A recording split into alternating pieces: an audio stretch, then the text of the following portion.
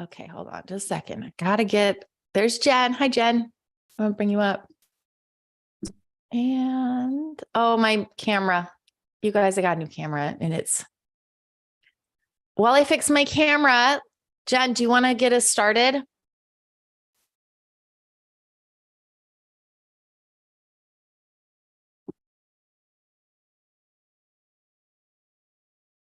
Yes. No, Jen, are you there? I can't hear you. You're on mute. Hold on. I'm fixing my camera. Hold on. Oh, I'm on mute. You're on mute. Oh, there you go. Thank you. I accidentally muted everybody, I think, including Help Jen. me. I can't unmute. Sorry.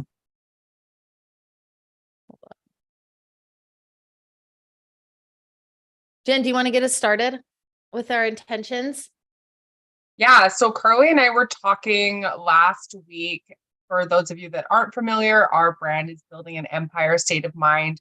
It just really aligns with everything that we're doing in real estate, as well as like personally, individuals, parents, everything like that. So we just wanted to start today with saying that our intention of being here is to help all of you be able to be successful in real estate and realize that this world is just full of abundance and that you are all energetically available to be wealthy. Yes. So a little bit about Jen and I. We're all about, and we don't want to scare anyway. If you're not into this, that's fine. We're all about the woo. We're all about manifestation and energy and setting intentions and all of that stuff. That's what we kind of talk about on our podcast. We're not going to like push all the woo on you guys this whole time by any means. So if you're like, that's not my jam, I'm not here to woo out. We're not here to woo you out. You can woo out with us on our podcast, but, we just want to set the intention. Lynn, you love the woo. So does Sherry. Okay. So you guys are great. So that's what we just want to do. We want to set the intention. We want everybody to be successful. And that is our goal. And we just like to set intentions because we want everyone. That's how we're going to start it out. So, Charlie loves the. Also, as we continue along, you will hear like conversations about like people are going to have limiting beliefs. And so we can talk about that as well, because those are all things that you go through, right? Like for myself, I started with a duplex and now we're doing like over 100 units in development. So that doesn't happen by just osmosis. Mindset's huge. It's really huge. And so that's why we're not here to push it, but our podcast is Building an Empire State of Mind. It's all about your state of mind. Jen and I, we had a huge mind, both of us. We were in a mastermind together and we sat in this breakout session and like everybody's minds were exploding with like all this mindset stuff and limiting beliefs. We all have it. Like, it's not like we're done with it by any means. We got some stuff.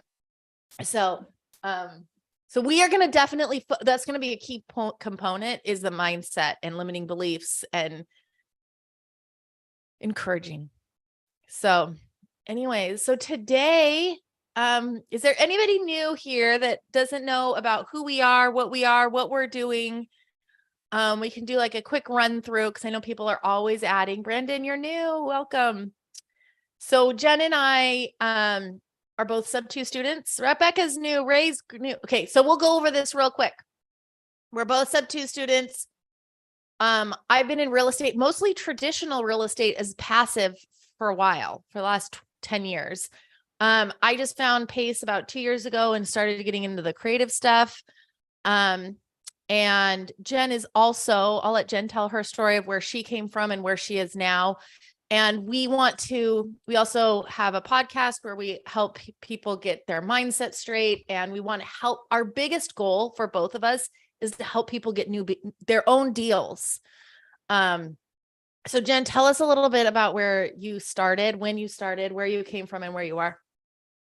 Yeah, so I'm actually from Victoria, BC in Canada. So I bought my first duplex on the other coast of North America in March of 2020.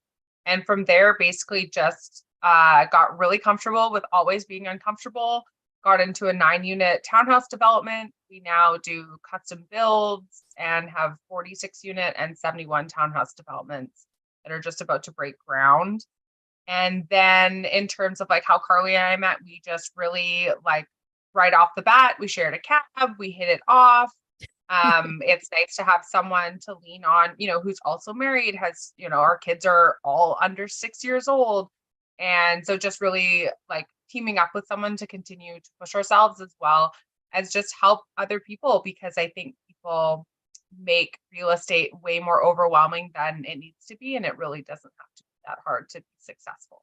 Yeah. And we're here to walk you guys through it, hold your hand.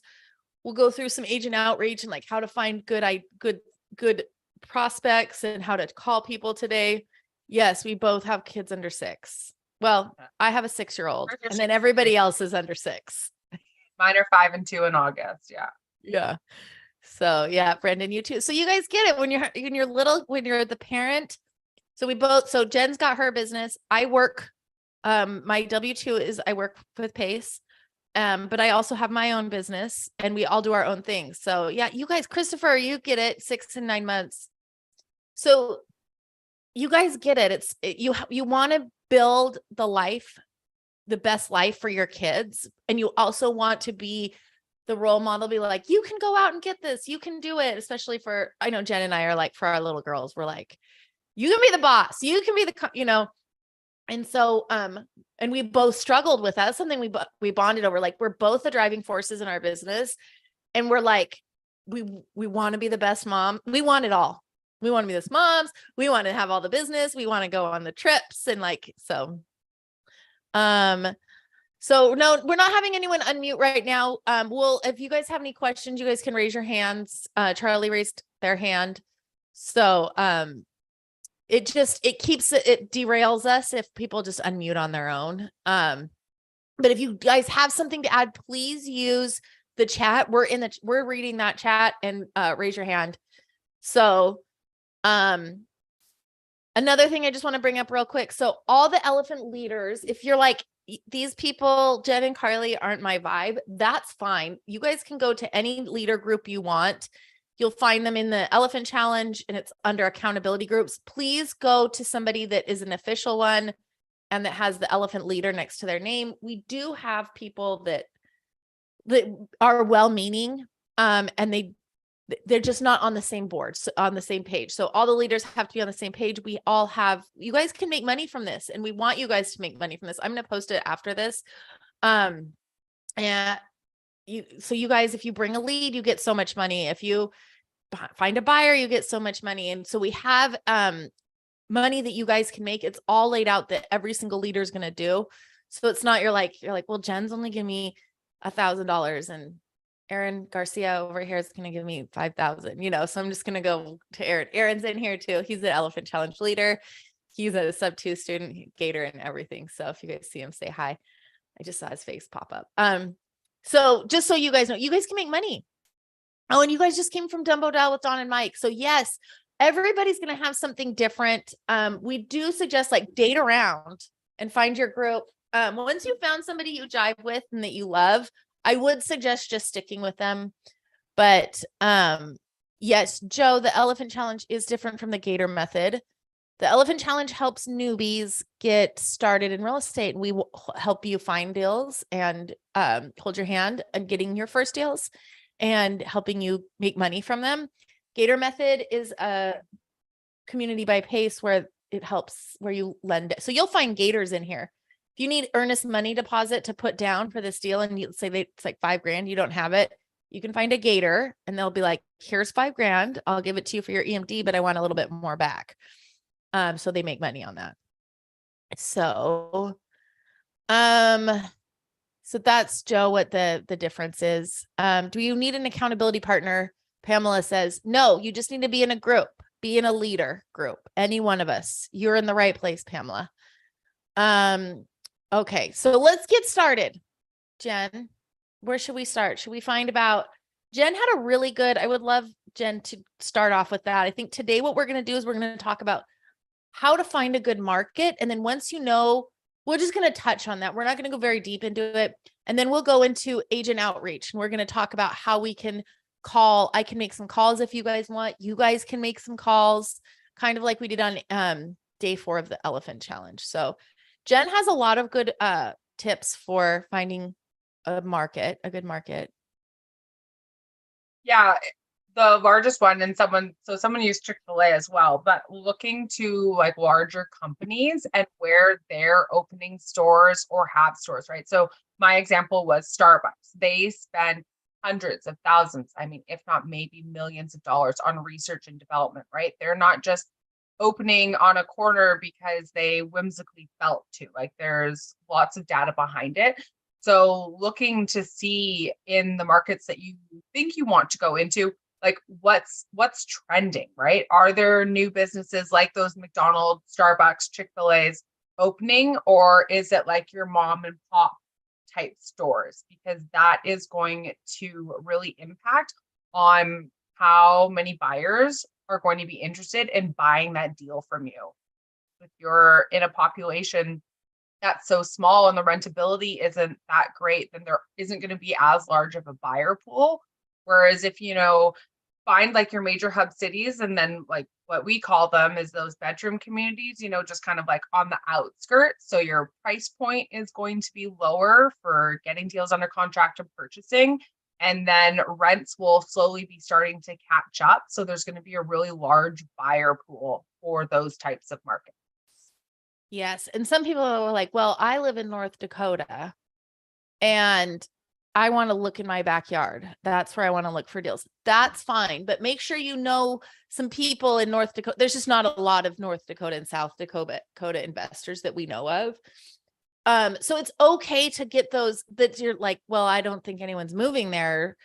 That's fine. You can always call in your own backyard. We can still help you get under contract. You want to buy, like Jen said, where people are going. So you have a bigger buyer pool. And someone just asked, where do you find that? So I'm going to show you guys something. I just Googled, where are people moving to and from? So you want to make sure that, you have the date, and there's all sorts of things. The US Census Bureau, I don't know what that is off the top of my head. Also look. So Florida, that says pods long distance moving data. So pods are those moving containers. We're showing that Americans are going to Florida, Texas, Tennessee, and the Carolina in droves. Over 80%, the most moved to cities in the top 20. And if you know, those are some hot markets that everybody's investing in. And also, if you pay attention to what's going on in politics, this is not a political statement. I have no political opinions on this thing. But in 2018, President Trump signed a tax law for the United States. Jen's in Canada, but so she's like, I don't know what you're talking. So he signed something, and it's going to take place. It's going to start taking place, and it makes sense for people that have a lot of money. For those of us that are maybe middle class, it doesn't make a lot of sense too. But the tax code was rewritten, and so a lot of people are moving to the no income state tax states, which are Florida, Texas, Tennessee, and the Carolinas. So kind of, if you just kind of follow along with the news, and you kind of can see, so the income state, also another thing, also not a political statement, red states versus blue states. Blue states are very well known to be more tenant friendly. For example, I'm in the Seattle area, and landlords in Seattle, when COVID hit, the city of Seattle, and I think the state of Washington, put a moratorium, like you can't evict anyone. So all these people were living rent free, and a lot of us, we need their rent to pay the mortgage. It's not like we're not Scrooge McDuck diving into our all our money. So it really hurts when they're like, nope, you are not doing anything. It's the landlords are the big bad people. They're rich. Everybody can move in here for free. So, and that's just one extreme. So red states are more landlord friendly, especially if you want to buy and hold stuff. So, those are a few ways to find your markets. Do you guys have any questions? Let's see. It was in Seattle 2 weeks ago. Yay. Not going to buy and hold there. I live in Washington and I refuse to buy and hold in King County, which is Seattle. It's a disaster. So any questions on finding your market before we get started on like maybe finding deals? So you keep getting ghosted in New England? I'm in California. Tough on landlords. California, you guys, if you invest in California, you're one brave person. They're really tough, really, really tough. I'm in Washington, and whatever California does, Washington does. So what are the most markets that are wholesale friendly? So that's another good question. There are some states, so wholesalers give themselves some bad names, right?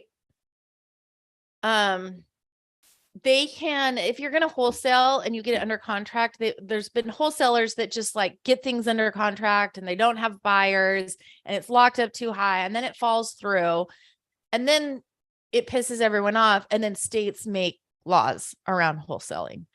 I don't know them off the top of my head. I think Texas, I'll look, I'm not wholesale laws and so I think there's in Texas, Illinois, California, one of the Carolinas, you have to, if not both, I just learned yesterday, you have to disclose if you're going to wholesale it.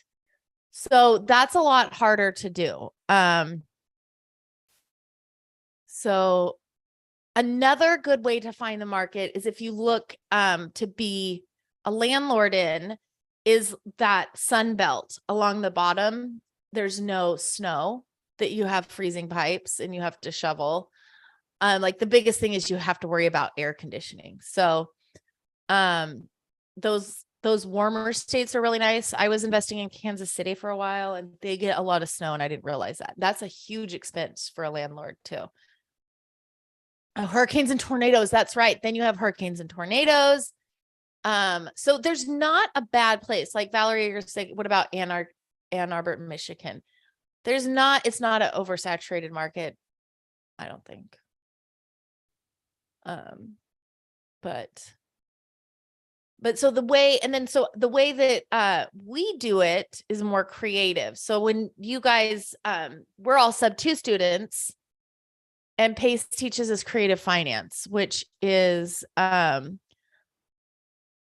not going to the banks, which we don't want to go to now because the interest rates are super high. Right. So, we had one person was like, hey, can you help me find a cash buyer for this thing? We will help get them where we specialize at.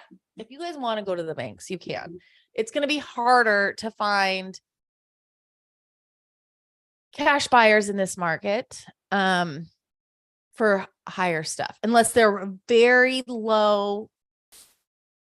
You get them under contract so much lower than, so like if it's what, a $400,000 house, if you get it under for 350 or lower, then you could maybe wholesale it to like a fix and flipper, but there needs to be meat on the bone.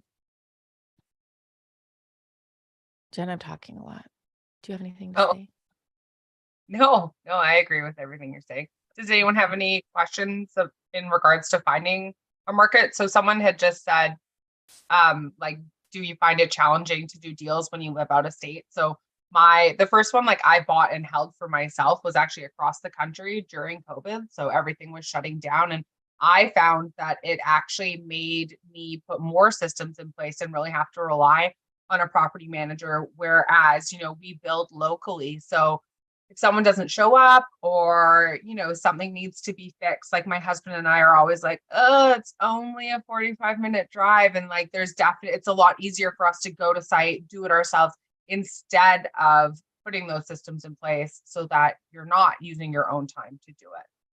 So just don't limit yourself by trying to only find deals like around you, there's buyers all over the US. Yes, for sure. And we can help you find buyers. We have a pretty good Yeah. network within Sub 2. Lots Yeah. of Sub 2 students are buying. And I love that you brought that up, Jen. If you guys watched Pace's Get Creative last night, he was talking with Jeremy Davis. And it's good to get in there and like learn what you're doing. But as you guys grow, like Jen was saying, it's so easy. Like, so they've grown. It's so easy for her to go work in her business and go do the things that are just like, oh, it's just down the street. I can do this. But her time probably at this point, she probably should get someone to do it for her because she has a higher value time. So definitely learn it, but also as you're learning it, put systems in place. So as you grow, you can scale very easily and you have SOPs and everything.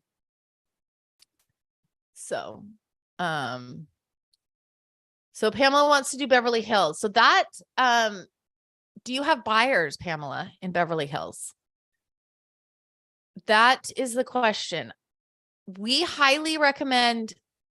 California is like literally the worst state to invest in, not to burst your bubble. You want to do, that's another good question. So you want to get the median house income is what you guys want to go for. So, so let's say I want to do, give me a market, you guys, give me one of your markets. We can do California because she want to do it. So we'll do median, median home prices in California. Let's do, and we need to do this year, 2023. So when you're looking for okay, so when you're looking for homes in California, let's say you want to do California, the median home income for just last month, 2 months ago, was $765,000. So that's what you want to go for. That's where you're going to have most of your buyers. Yeah. Tenant protection laws, property prices. You're absolutely right. That's why it's so bad, Sean. It's like the worst it's very not landlord friendly. Very, and the rules, the regulations, it's also, California has a mass exodus right now. Migration, California. Let's just do that. I'm not trying to, and then I'm going to do the dates. So I'm not going to try to like tell Google what I want it to tell me. Let's see. California migration. So California's losing higher income. Census Bureau. Here's the government. Let's go here. So highly populated states, including California, Texas, Florida, experience some of the largest state-to-state flows. People leaving these states tended to move to highly popular neighboring states. So you can see state-to-state migration where people are going. There's a mass exodus out of California right now. If you're in California and you're like, this is where I want to do it here, no one's going to stop you. We can maybe help you find buyers. You just up your odds when they're in more like when there's more buyers there. So, there's like a huge max exodus out of California.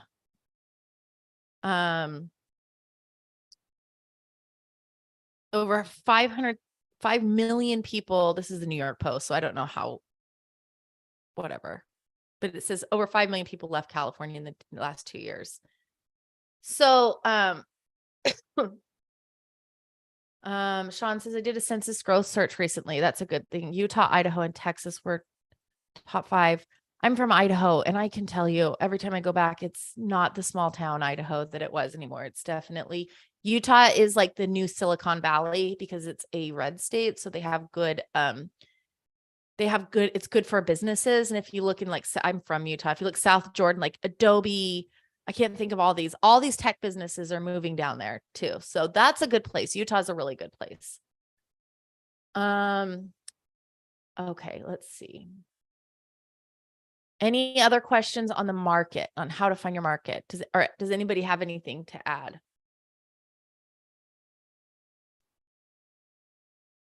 New York City's tough, very blue. And same thing, the price most areas in New York. Prices. Yeah. Yeah, especially in the city. Yeah. It's tough. Because most of our buyers are investors, right? So we want to go the path of like least resistance. So if we can buy in a red state where they're more landlord friendly, most people are going to do that as opposed to trying to buy in a blue state and just always be like pushing against all of the laws and everything that are in there to basically prevent investors from doing well in those states. Right. So, and a lot of these deals that we're going to have you guys call and learn from, like, you likely aren't going to keep these deals. We're going to help you wholesale these deals. We're going to help you make money with these deals. So I wouldn't, unless you're like, I want to have a house that I'm buying for myself, then I want to move into, that's fine. So, how to cold call. Is that a beneficial to learn a script and how to generate leads? Patrick, that is an excellent segue into the question. So, Curtis, the general ratio from leads to closes are low because you have to do a lot of work. Leads are just mean like they're interested, and leads might even be a cold lead. They're not even interesting. We're cold calling them, might be warm. So it is a low close, but so Helen, where can we find wholesale and sub 2 contracts? So that's a good question. So we were talking about how you guys can make money on this, and the way you guys are going to make money is you JV or joint venture with sub 2 students. So when Jen and I joined sub 2, we signed an NDA saying we're not going to sell these documents. We can't just be like, here, baby elephants, have some documents. However, what we can do is we can JV with you or joint venture with you. And if you guys find it helpful on like the scale payout, we can do that. So I want you guys, no matter what group, this is a really good question. This is something that I feel like we need to have like a whole video on this. So whatever group you join or whatever sub 2 student you work with, they've put a lot of time and money into learning this. So when I joined, sub 2 is $9,000. I know it's up to, they have levels now. I just learned that you can pay up to $19,000 to get into the executive level. Then, so at least sub 2 students paid at least $9,000 for sub 2. Then we have our mastermind students. So Jen is going to next mastermind. I'm a mastermind student. That's $15,000 that we're putting into this. So then we have to take all of this time and money, and we're learning. If you go into the Zoom vault, it takes a lot to learn this. We have to JV with other people. We have to learn. So I just want you guys to understand, you guys are going to JV with us. Yes, we will make money. And yes, you will make money. And yes, we will share our contracts with you and we will walk you through everything. But it takes, we're doing all of this is, no one's paying us to do this. We all have our own businesses. Any sub 2 student is not being paid to do this. So, so just so you guys understand, yes, we will JV with you and we will make money with you, and you guys will too. And if you want to join sub 2, Pace always says this, JV with sub 2 students first to make sure you like it, because it's a huge investment.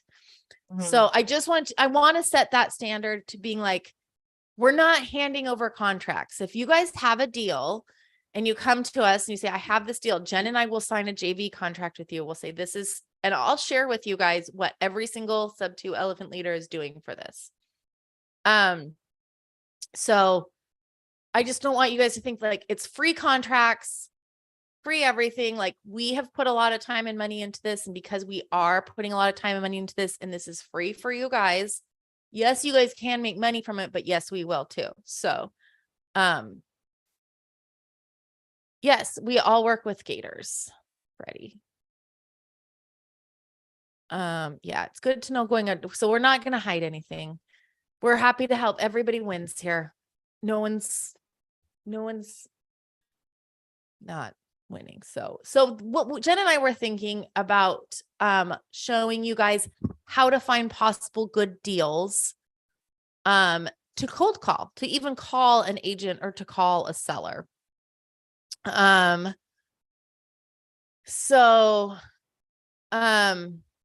what I can show you guys is a really easy and cheap way. So there's Privy, and you have to buy Privy, and there's PropStream where you can find out all these things. A good free way, because we're not here to sell you guys a bunch of softwares, to find things are, you want to solve problems. So the way we buy them is creative. And usually we want people to at least have been on the market. So the market tells them your price is too high, or this isn't going to happen. So they need to have a lot of motivation. If you are cold calling just sellers, you want to make sure they have, maybe they might be pre-foreclosure. So there's that pain there and you can help them. Yeah, pre-foreclosure is a good one. They're behind on their payments. So there's some pain there. There's find the bunnies. If you guys have heard Pace talk about finding the bunnies. So you don't want to just drive by a house maybe and be like, I like that house, I'm going to call it. You want to look for pain. How would you guys look for pain? Or just by looking at a house? Put in there if you want. So like one thing, if you guys have done yes, David, if you guys have done driving for deals, you can tall grass, condition, boarded up windows. You guys are right. Not taken care of, unmanaged yards, mail. Yeah. So that's something. Roof damage. Nothing's being taken care of. They're not taking care of their house.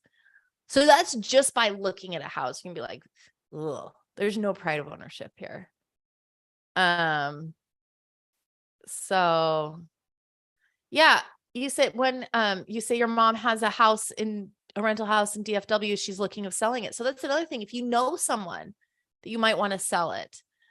I'm going to butcher your name because I'm really bad at names.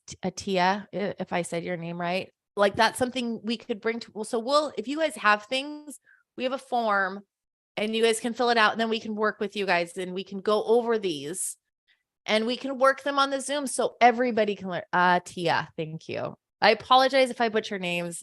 I hate saying names because I don't want to insult anyone. So that's something that we can go over. So yeah, Bill says leaky gutters. So that's just by looking at them is one way. So if you guys are driving around town and you're like, that house looks sad, pull the address. Jen and I can pull the information. We can look people up, just like Laura showed you. We have some other ways too that we pay for, that we will give you guys all of our resources. So that's one way. Let me show you guys my screen, and we can even call on these. If you guys want to call, I can call. So let's go to, I like Redfin, and I'll tell you why. So if we go to on market deals, you guys give me in the comments, give me a market. Texas. Where in Texas? Should we do Dallas? Dallas is a good one. Curtis says Texas. Let's just do Dallas, Texas. So I'm going to go to Dallas, Texas.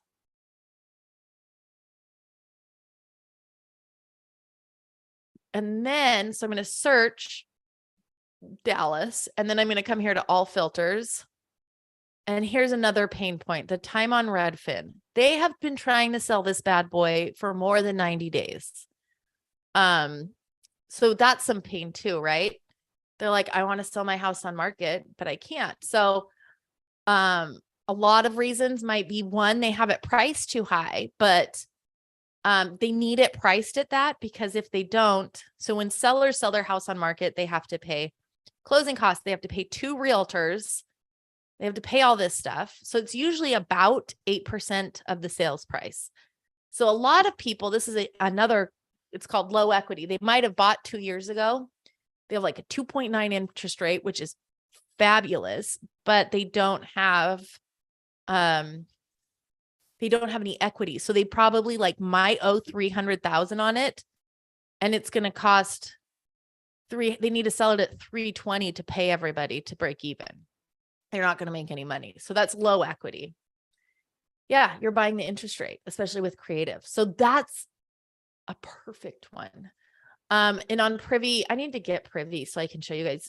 Dawn showed you guys on the last one how you can search. So like the build date, the last sold date, I can show you guys on our prop stream. We'll pull lists this way for you guys. You guys don't have to buy this.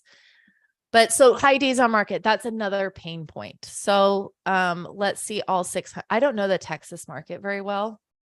Is South Dallas good? Where's a good that knows Dallas? What's a good neighborhood in Dallas? Austin, Texas is the fastest growing city in the US. And that goes, you're right, Bill. That goes with what Jen was saying. Tesla's moving there, Amazon's moving there. It has no income tax, so the rich people are moving there. Frisco, is that the area of Dallas? I don't. And like the thing with Austin again though is look at like bedroom communities, right? Because your price points in Austin are usually going to be higher, but if you go those like, you know, a few kilometers out in a little commute, then you're going to have lots of buyers or distressed properties because people most likely won't have the same kind of money to upkeep their properties as they do in like actual Austin. Yeah, for sure. So here's, I don't know, Plano. Someone said Plano. I think Plano is a good place. I don't know Texas at all. This is obviously, I'm just going to pick one. Okay. So let's pick Parkdale. I hope Parkdale's great. So this guy, all of these, I have 0 filters except they're listed for more than 90 days. So some things that I want to look for is new construction might be harder to get the way we want, which is creative. And also look to see if it's a flip. This looks very flippy. Very pretty. There's nothing wrong with it being very pretty. But that means they have hard money on it likely, and they need their cash out to pay their hard money lenders back. Do you guys all know what hard money is? If we say anything that you guys are like, I have no idea what that means, put it in the chat. Yeah. And so the fact that we'll see, it's hard because like staging too, right? Some places stage, some places, but like this looks like someone like actually it looks like it's virtually staged. I would say that imagery is way too clean to actually have furniture in there. So probably someone has gone in, bought it. Yeah, has hard money. So like a private hard money loan, high interest, and they want to sell it cash and they can't do any sort of creative on it. Jen, will you explain what hard money is? I think we have some people that don't. Yeah, it could also be DSCR. Yeah.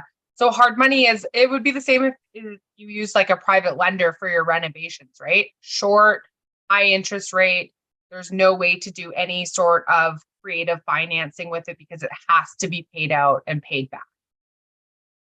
Yes. So when you're looking for deals, this like the pretty ones are sometimes hard to do creative on just with those circumstances. So if it looks like it's more like lived in, like you can see that there's more like personal features to the house is probably better ones to look at just because, you know, they could have been in the house for 10 years, paying down their loan and all that sort of stuff. And, you know, have some equity and be able to do a more creative scenario. Yes. So this looks like people live here.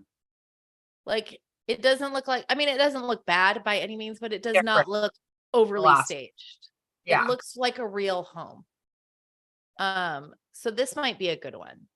And then I can come down here and be like, another thing is where they show, even if you're like, oh, this was only on days on market, like 4 days, always come down here to the.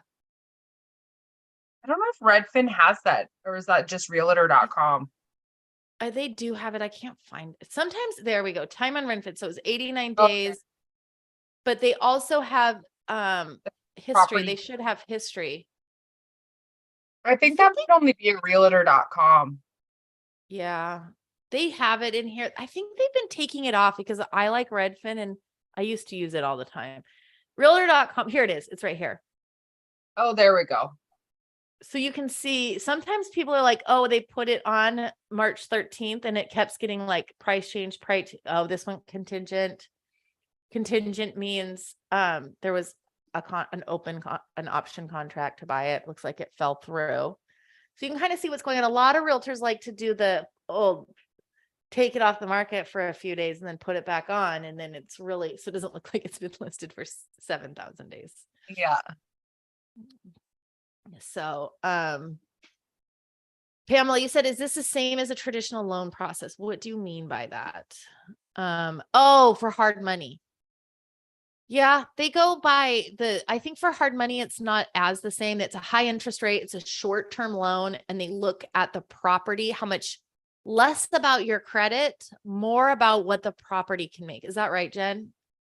Yeah, and sometimes it's more about like you as well for hard money Mhm. loans, right? Like because if something happens to that property, most of the time they want some sort of like personal guarantee on like you or your assets so that they get their money back no matter what, right? Or they'll put in there if something falls through, like they're going to take over the house so that they get paid. But you don't have to go through the same process as with traditional. Like they're not looking for tax slips and all that sort of stuff.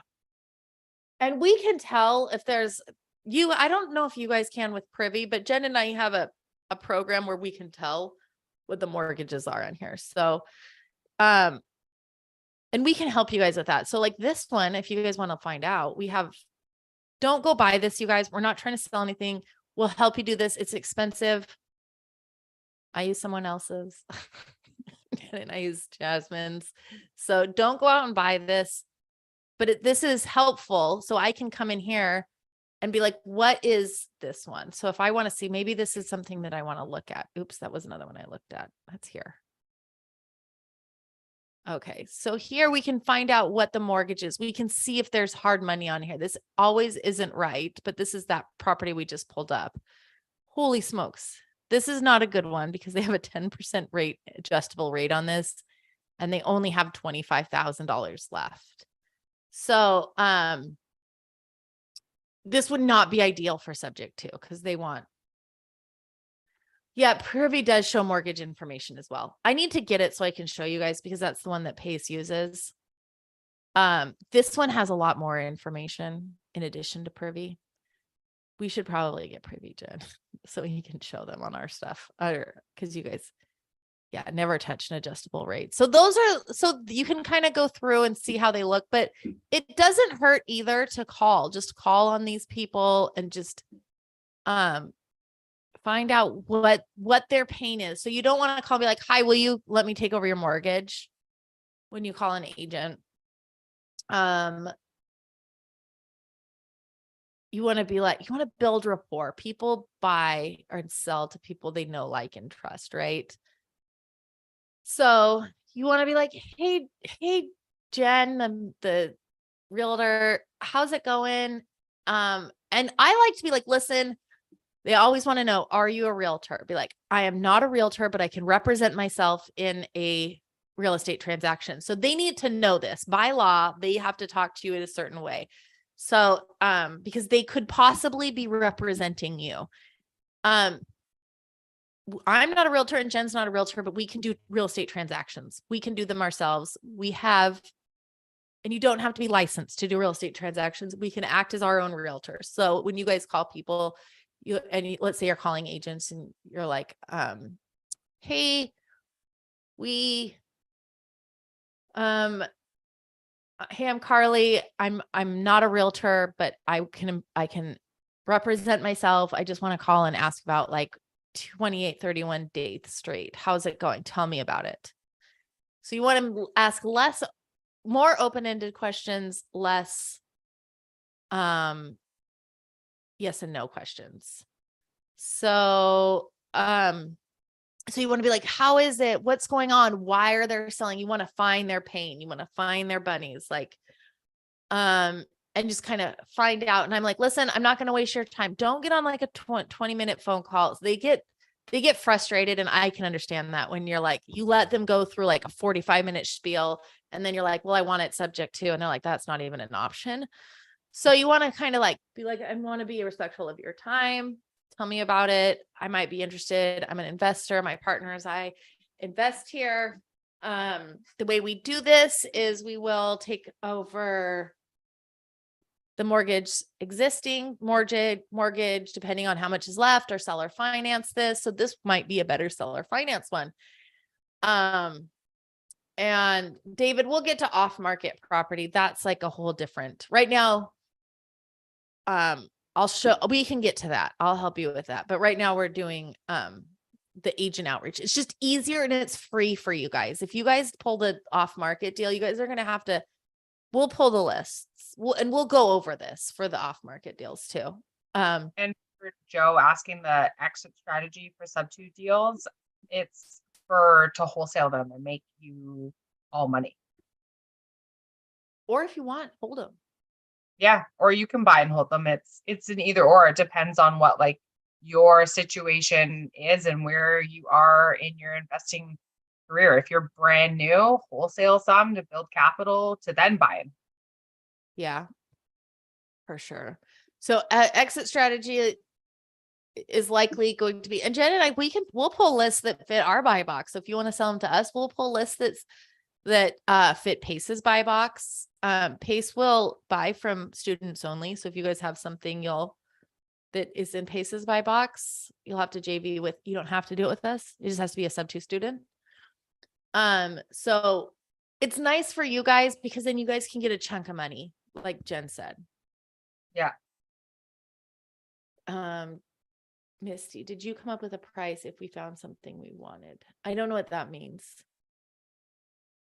So Corey's a buyer in the Houston market, it looks like, and he's a Gator too. So Corey's in here, and let's say we have a Houston deal and you need to put earnest money down and you don't have $5,000 or $1,000 to put earnest money down.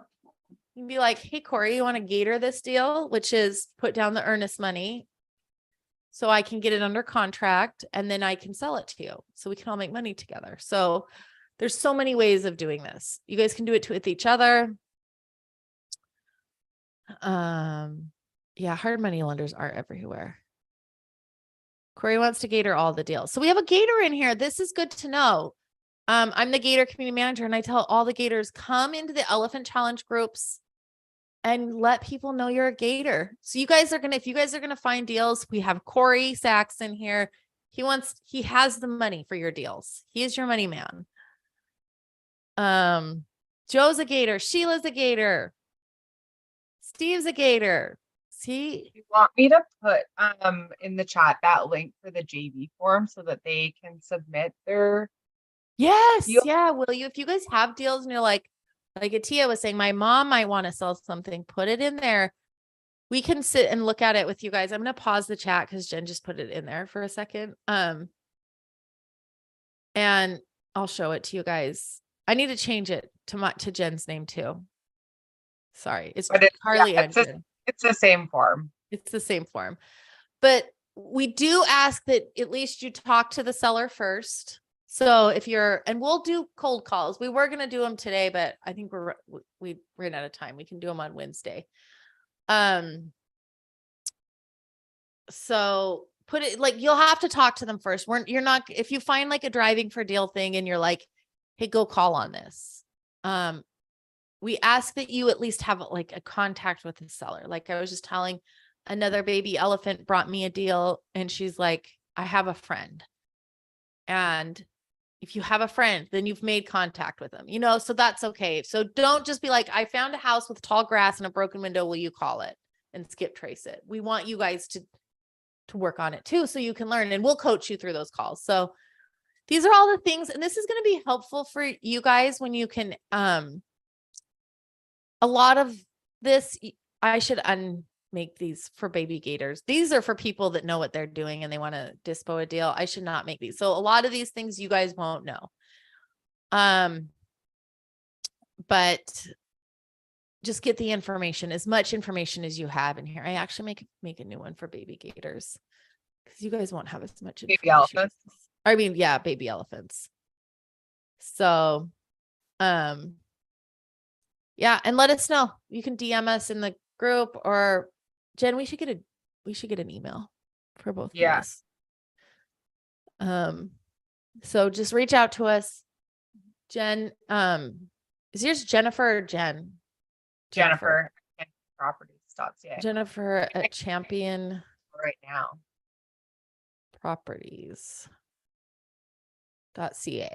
And I am Carly at Aurora Invest. So if you guys have anything for now, you can use that one. I don't think it's going to let you submit it because I have to make them send them both to us. We're happy to help you. And then we can bring them on one of these next calls. And we can break it down together so everybody can learn with that. So we don't like to do one-on-ones as much just because we want everyone to learn. We want to have spread the knowledge.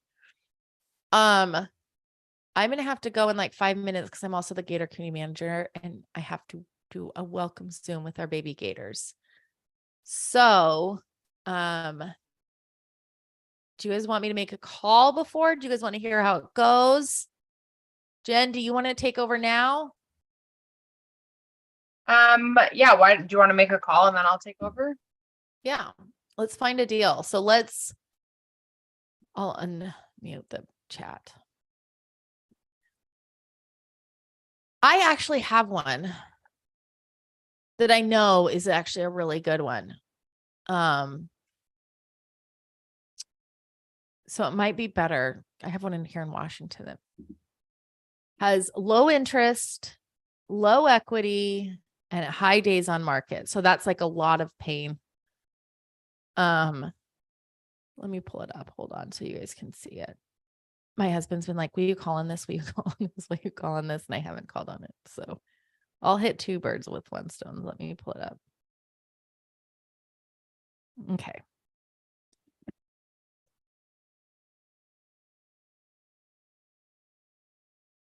I'll let you guys see it. 1-9.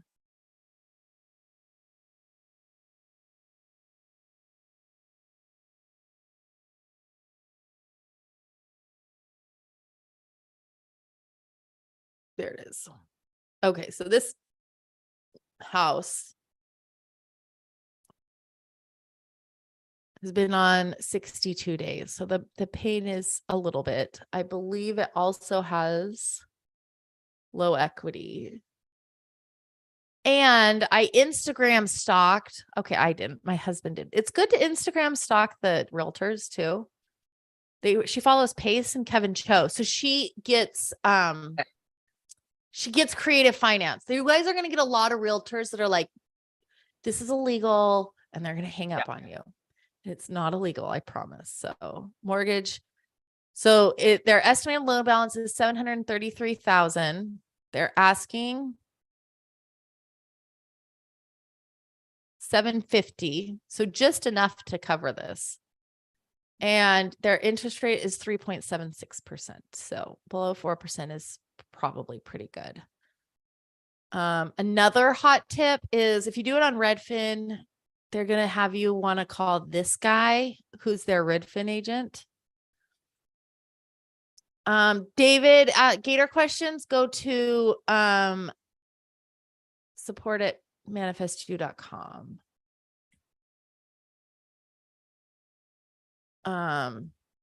They can definitely help you with all that. Okay. All right. So don't come to this guy. You want to go to, they bury the real agent. So you want to go to the listing agent. So it's Katie Davis by Keller Williams. So this is how I find her.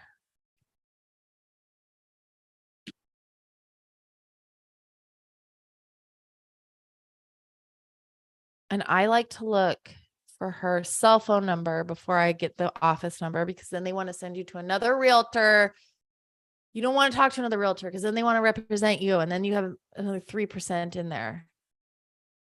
So let's go to her Facebook. Usually their Facebook pages have, okay, so I'll call her.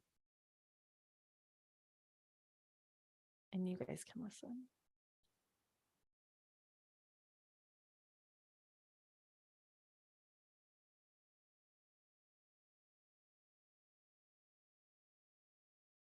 You hear? Is it ringing?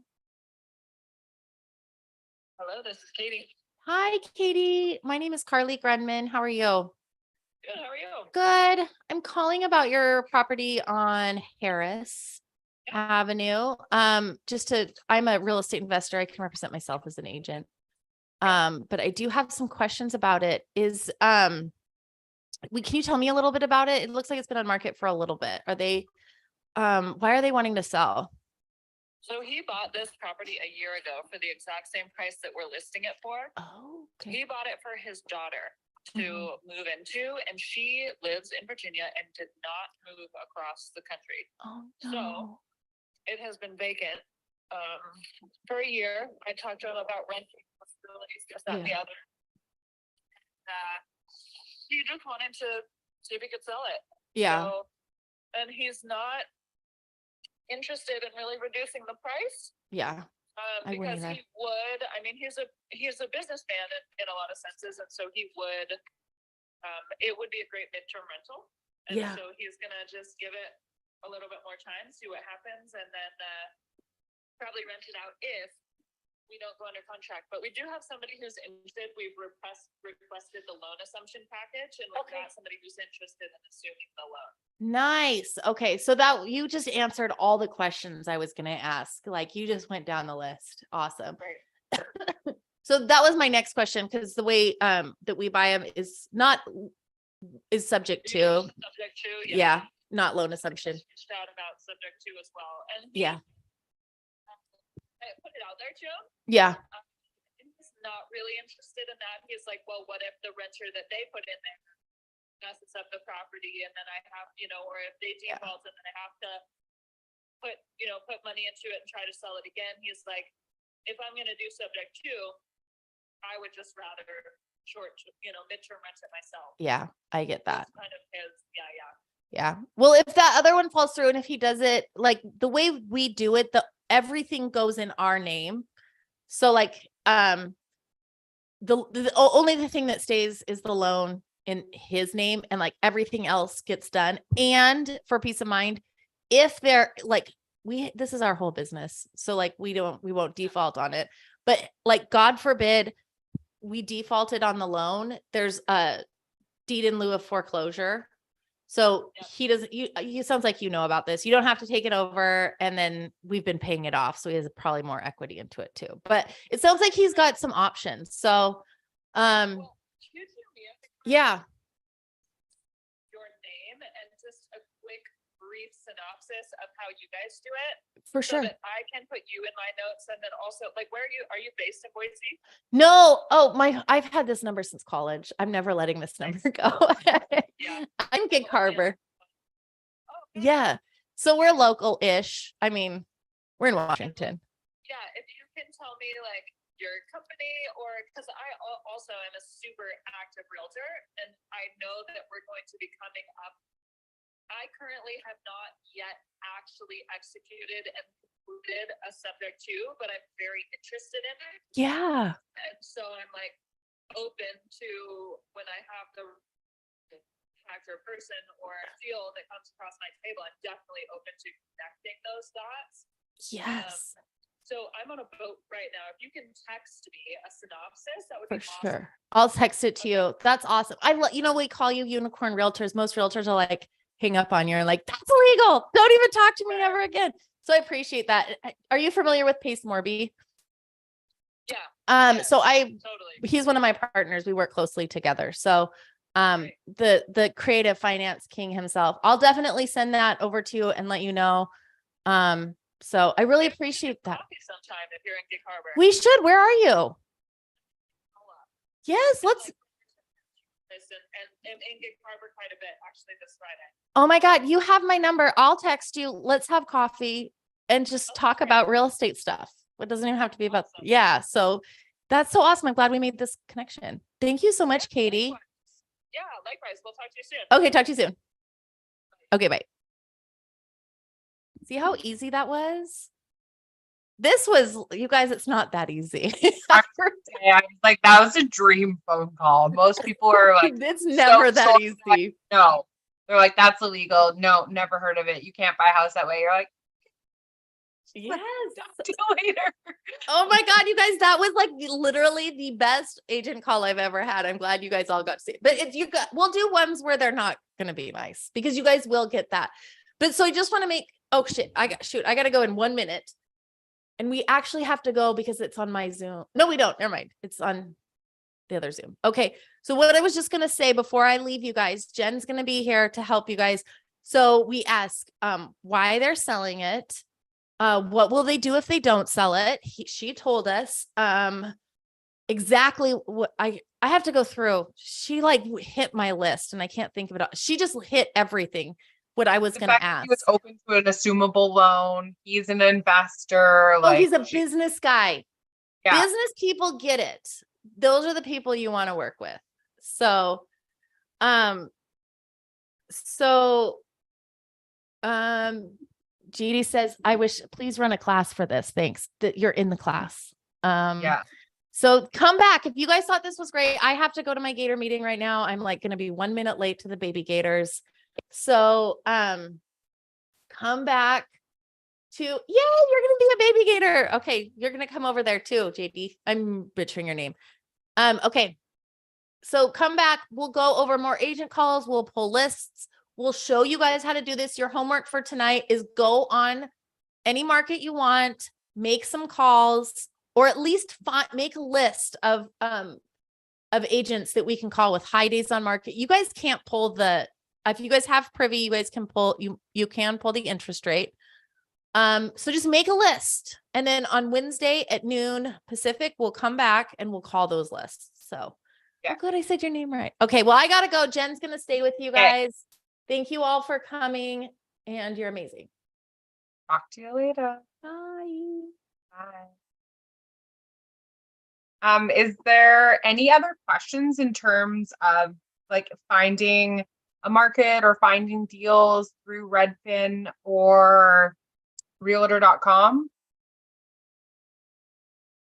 Oh, Corey says, I saw Pace run a class for agents. Is it possible to host one of those for my agent contacts to turn them into unicorns? Corey, are you talking about like yourself running it, or where are you located? And are you thinking that like you want us to run it to educate them? I need some more thoughts around that. Oh, Houston. Okay. So are you thinking you want to run one locally like yourself? Pamela, you don't need to comp a property. In all honesty, you don't need to comp a property first because you never know like what your buyer wants. So some people are buying non-cash flowing deals because they have these huge portfolios and the cash flow from other deals will support it.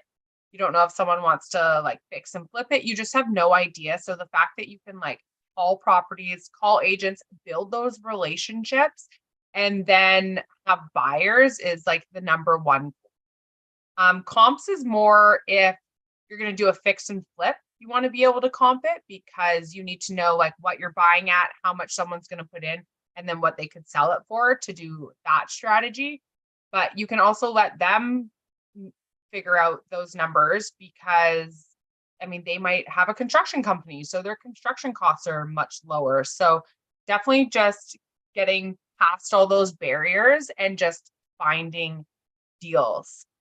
Just gonna scroll up here because there were so many comments. Let's see.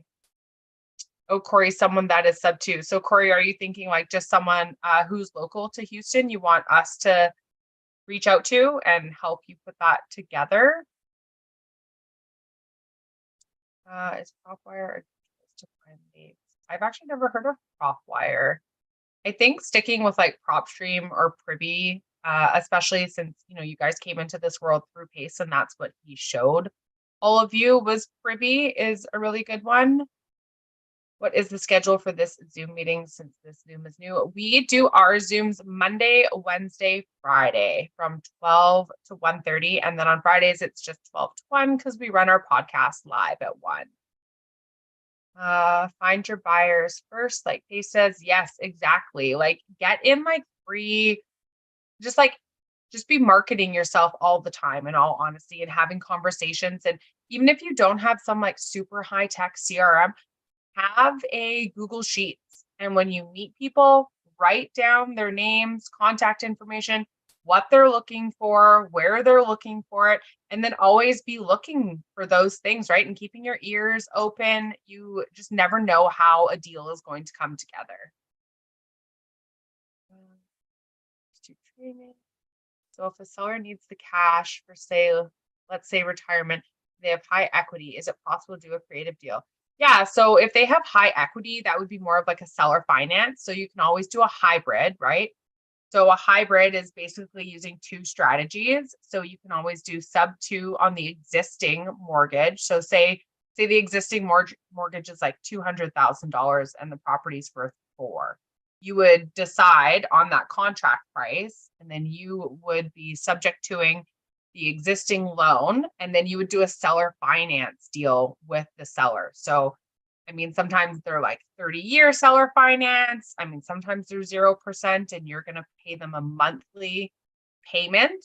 And then that's that seller finance portion. Having the listing after the reference is great, but taking a bunch of time up front to comp will slow down. You may comp a property and the seller may not. Yeah, exactly. And honestly, like, yeah, again, with the listings and comping, as many conversations as you can. And then like, so say for a realtor like that, right? Like Carly is going to write that information down and stay in contact, right? Especially because she's already open to creative. That is a huge, huge asset. Buy and hold for short-term rental. Vermont and Maine JV. Sorry, Rob, I don't know if you're asking for buy and hold for short-term rental. I'm not sure what your question is. Oh yeah, there we go. So Curtis was just responding. When you click each subgroup within the Circle app, you can see the schedule of Zooms. Someone's never used Redfin. I don't use Redfin. I use realtor.com and then PropStream. So Corey, that would be fantastic, or a Zoom. Okay, yeah, I will. Corey, can you just post your contact information again, just so I have it? I know I saw you post it earlier, but just so that I can write it down and we can chat about that further. Do these platforms, Privy, PropStream, only show what the estimated interest rate would be based on the average time of the purchase? No. So especially in PropStream, I know like that's the one that we've used, and that's the actual loan information.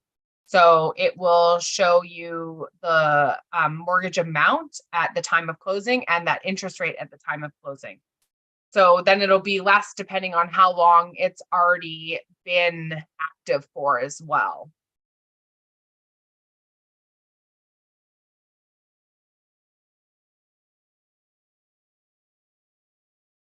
Oh, thank you, Corey.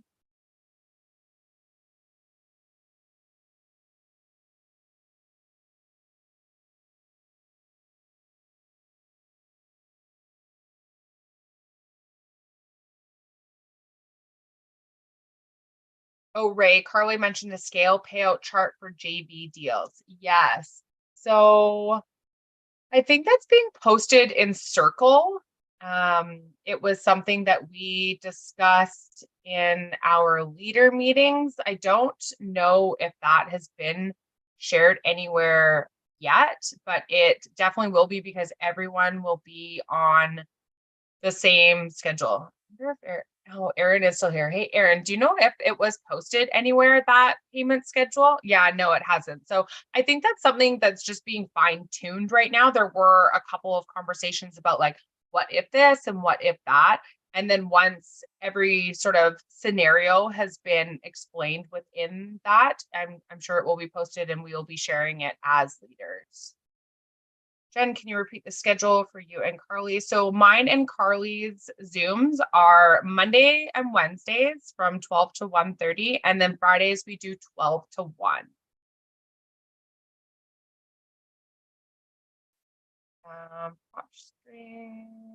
Cold calling, what is the goal? Is it to set up an appointment or is it to get the contract? I'm referring to cold calling leads. I mean, I think your first goal of like the very first cold call is just to try and like build that rapport and that connection and try to listen to what the person is saying and understand like what situation they're in. If you just call and your main goal is like contract, it's not a very like warm feeling for that seller who might be in distress, right? So you want to be actively listening and listen to the things they're saying, right? Like, oh, I lost my job, I fell behind in payments, or whatever the situation is, and really like build that relationship so that you start to know them, they start to know you, they're comfortable talking to you, and you're not just someone who's like hounding them about trying to buy their house. Can you give the steps of what data I need to collect before calling a seller? Agent name and number and address you're calling about. Yeah. So, I mean, the data you need to collect before calling a seller, and then so Curtis is responding about listing agent name. So it depends. Like if you're calling a seller off of like a list, you will have, you'll probably have the address, the area it's in, and then it depends what sort of list you're calling on as well, right? So if you're calling a pre-foreclosure list, you're just going to ask them like information about their outstanding loan, how long have they been in pre-foreclosure, all of those sort of questions. And just even if you know the information, sometimes asking them questions so they can confirm as well as just have a conversation with you is really important. In terms of calling a listing where there's an agent, I mean, you guys saw Carly, right? Like just having the listing in front of you and asking open-ended questions that allow that agent to talk to you. Like Case is so good at this. It's crazy. Like that's how he finds out so much, is that he's asking questions and then letting the other person talk. There have been so many agents that just like basically spill their life story. And then as they're talking to you, they're like, oh, okay, you know what? I actually have this other listing and I think they would be interested in explaining or hearing what you have to offer, right? So just definitely let the seller or the agent talk more than you. So bird dogging is like where you purposely like go out and find properties where you already know that you can wholesale. So like if I'm like, hey, I want a multifamily unit building in a red state, 40 plus units, you take that information and you specifically go and look for it, and then you bring it back to me. That's a bird dog. So when you work backwards, like you already have the buyer and you go out and find that property specifically for the buyer, as opposed to going out, finding a deal, and then trying to find like a pool of buyers. Oh, we caught up. Okay. Does anyone else have any conversations, and or do you ever look at average household income to see what people can afford as a payment? So average household income, I think, is really good in terms of rentability. I mean, what people can afford as a payment. I mean, it doesn't really matter to me what people can afford as a payment because I'm going to be the one buying and holding. So I want to see, payment rent. Yeah, for sure. So yeah, definitely. And so that's why we were talking about like California, where it's really high. It's hot. It's just a harder market, right? There's going to be less people to rent in those price points. There's going to be less people that are buying in those price points. Whereas you move into, redder, more like $500,000, the average house price kind of stuff, you just really open things up. And then, once you're doing a really good volume, then, find those like smaller markets and really like niche down. JB in Vermont and Maine, commercial buildings. Yeah, I mean, if the deal makes sense, for sure. It all just depends, right? It depends on the deal. It depends on, yeah, you can send me an email, Rob. It's Jennifer@championproperties.ca. You can find me on Instagram too, Jennifer_champion_. I'm happy to chat about what we're looking for, what we're buying. We talked about just gathering basic info from the seller and not necessarily focusing on the contract. Understood. But at what point do we reach out to do a deal with you? So what you want to do is when you're going out to sellers, you want to establish if they're like a warm or a cold lead. So you really, I mean, you could have one conversation with them and then they're like, okay, I'm open to what you're saying.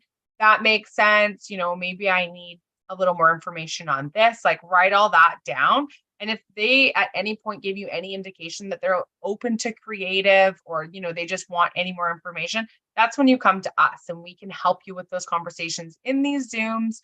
We can walk you through everything and help you provide that more information.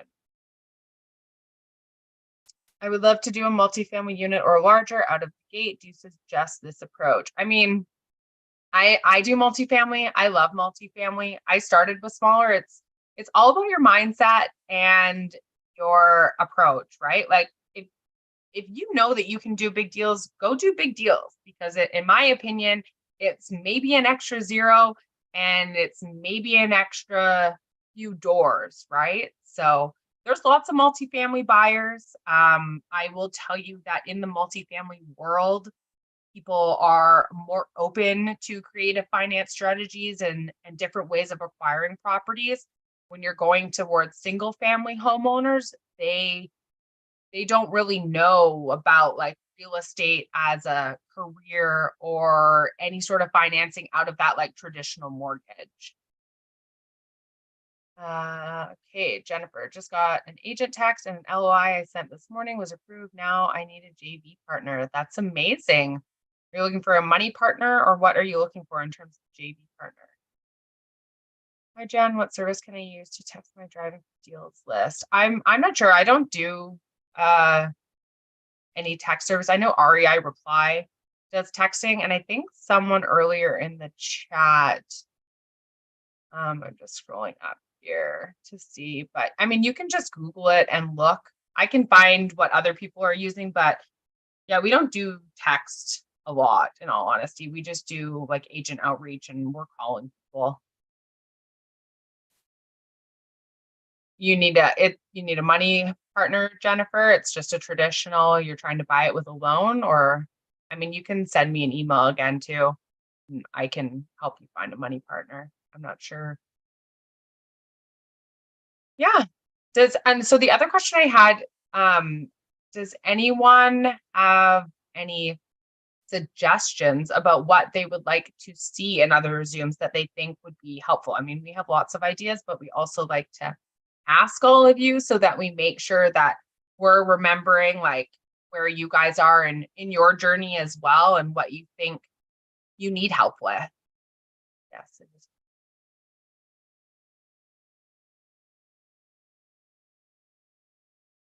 I'm just gonna put mine and Carly's emails in here and you can email us and we can chat about it more too and then bring it back. Yeah, we can do bird dog matchmaking for sure. Down payment with owner carry. So you just want a money partner to come in, put the down payment, and then you want to buy and hold it as a JV? Or you want to wholesale it? Scripts to call expired listings. Okay. I want people to find deals. Yeah, I mean, Clinton, I can tell you right now, you go in those red states and you find anything in a single family space that is near a hospital, I've got buyers for that. If you find anything in those red states, 40 plus units, doesn't really matter about the location, I've got buyers for that. And then if you find anything in those red states that is near like a theme park or an attraction and can be Airbnb, we've got buyers for that. So I would not worry about buyers. I think in terms of just focusing on those red states, we have the largest buyer pools for sure. Yeah, there you go. And yeah, people in here are buy and hold. So, I mean, yeah, you guys can network in the chat as well. Next meeting, can we get a structure from beginning to end, how a deal is found to close, sub two scenario or seller financing? Yeah. Just gonna write some of these down.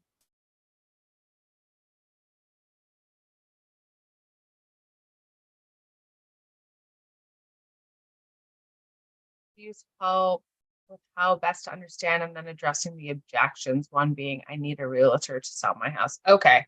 Oh, sorry. Red state is, yeah, Republican state. So I just refer to states as red and blue. I'm not political in any means, but I definitely believe in the path of least resistance, and red states are landlord friendly and typically blue states are tenant friendly.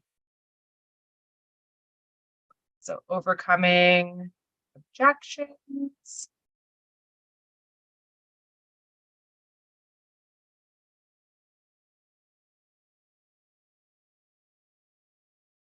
The realtor one is always so interesting to me because I mean, you can literally buy a house just using a title company. I mean, I don't know why people get so hung up on realtors. Ask new people to share their experiences and taking first steps. Let them share their success and horror stories. Yeah. What would be the next step for us baby elephants if we have a prospect lead? The house is not a rehab, actually ready for move-in. Looking to do each prospect as sub 2 deal. I have a few prospects that I have spoke to, but I am confused who to talk to help with prospects to turn a contract. So yeah, so that's where you can email Carly and I. So I'll write them in here again. And then we can help you with this and we can JV with you and get these sold for you. No problem. What is, here we go.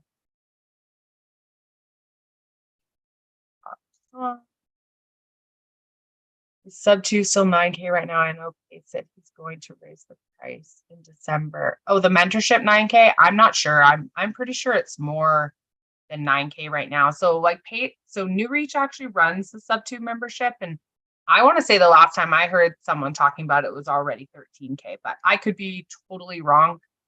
Oh yeah, there you go. So it's 10.5 already. Yeah.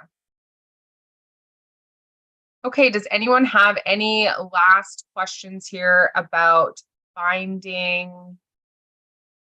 So much. I have over 25 prospects here. Yeah, definitely send Carly and I emails, and then this is what we can use the Zooms for as well, right? Helping you reach out. We can get them under contract, and then we can definitely put buyers on those for you and make you some money. Does anyone have any last questions about finding your market or anything like that? Is anyone, still like, what market should I do? I think we've gone over, definitely finding populated areas where they're growing. You saw those stats. They align with being a red landlord friendly state. So Texas, huge markets, lots of buyers, Arizona, Carolinas, Tennessee, and I'm forgetting one. There's also, it wasn't on those lists, but there are lots of buyers in Atlanta, Georgia as well. Sorry, I came in late. I am in Phoenix. Should I look elsewhere? I mean, Phoenix is a great market. It is definitely very saturated, also because Pace lives there. So I feel like a lot of people just like get in there and use that market. But anywhere, do you have any cash buyers in Florida? Prospects, 100%. And so so what I was talking about before about the single family home buyers and multifamily buyers, we have buyers who don't need creative deals, who will do traditional financing, cash. So don't always think that it has to be sub 2. When is the next Zoom meeting? So our Zoom meetings are Mondays and Wednesdays at 1:30, and then Mondays and Wednesdays 12 to 1:30, and then Fridays 12 to 1. So you wouldn't buy anything in Washington State, Spokane area. Is Idaho better? Idaho's good.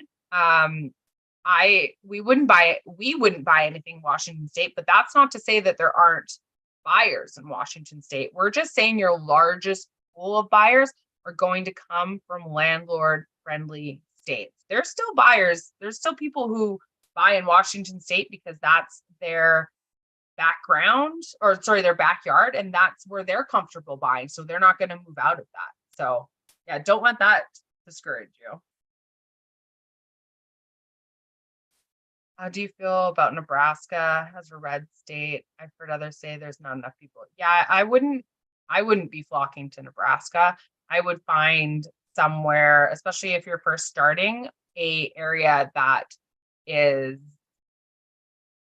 having migration towards, right? Their housing is needed. You will always have renters. That's what is going to make your deal sell really quickly, is that person coming in to buy that contract knows they can put a renter in there and aren't going to have vacancy problems. Let's see. When we pull the list to cold call, are there any recommendations? Numbers. So can rule out and not all. Yeah, and we can pull this for you and we can go through that. So I will write that down as one of the Zooms. So pulling list, cold call, and what to look at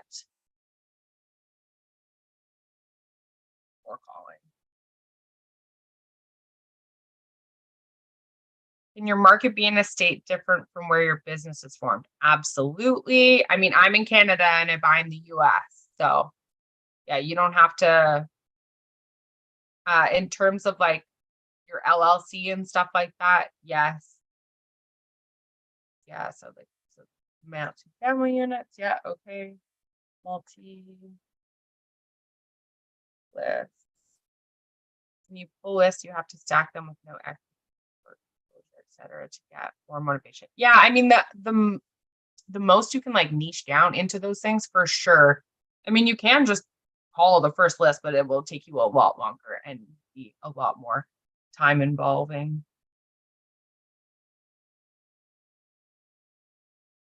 Yeah, so yeah, Wyoming.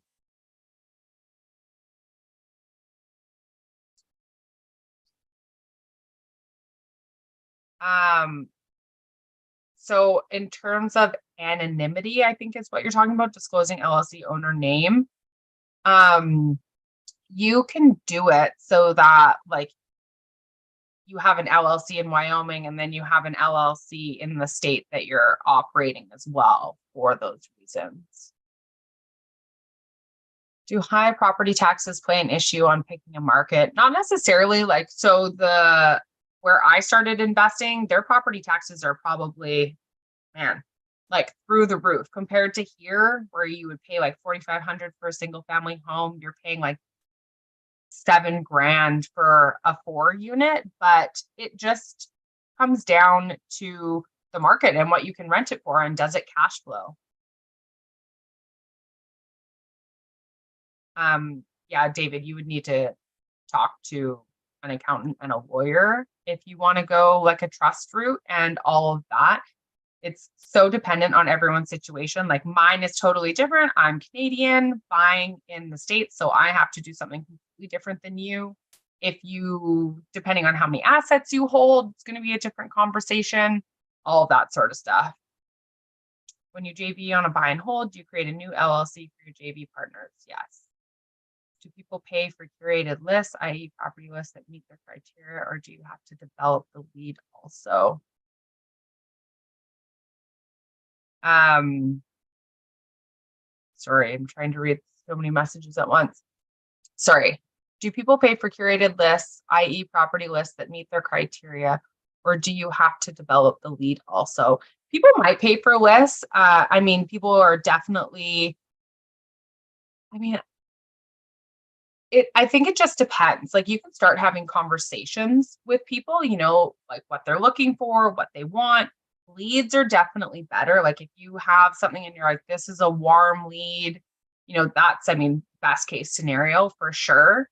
And then other people, yeah, will pay for lists and give them to their cold callers. But most of the time, you know, they can do that. If someone is willing to pay for a really niche down list, like why wouldn't they have just done that themselves kind of thing? Someone just asked where in Canada I'm from. I'm from Victoria, BC, and yeah, I'm happy to talk about anything. Just send me an email or find me on Instagram, Jennifer_champion_, and we talk about all things real estate. I could literally talk about real estate until like all day, every day. And I also just want to say this is the first Zoom I've ever done where people like aren't talking back, and it's very weird just hearing your voice for so long.